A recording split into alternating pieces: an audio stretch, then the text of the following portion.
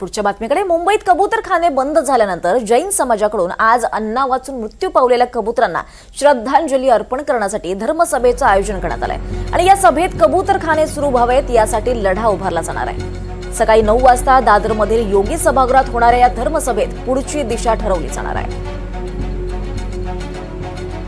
तर आज धर्मसभाचं आयोजन करण्यात आलेलं आहे। जैन समाजाकडून हे आयोजन करण्यात आलेलं आहे।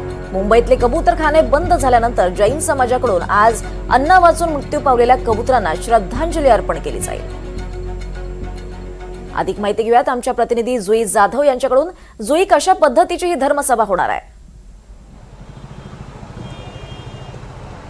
आपण पाहतोय दीपाली की कबूतरखान्यांवर कबुतरांना खाण्यास बंदी टाकण्याची खरं तर आता कबुतरांना खाण्यावर बंदी टाकण्याचा निर्णय हा मुंबई महानगरपालिकेने दिलेला आहे आणि त्यामुळे सर्व जे कबूतरखाने आहेत ते बंद झाले आहेत। मात्र यामुळे अनेक कबुतरांचा मृत्यू झाला असल्याचा दावा जैन समाजाने केला आहे आणि त्यामुळे त्या कबुतरांना आदरांजली वाहण्यासाठी शोकसभेचं आयोजन करण्यात आलं आहे। दादरच्या योगी सभागृहामध्ये या शोकसभेचं आयोजन करण्यात आलं आहे। सर्व जे जैन धर्मीय बांधव आहेत ते या शोकसभेसाठी उपस्थित राहणार आहेत।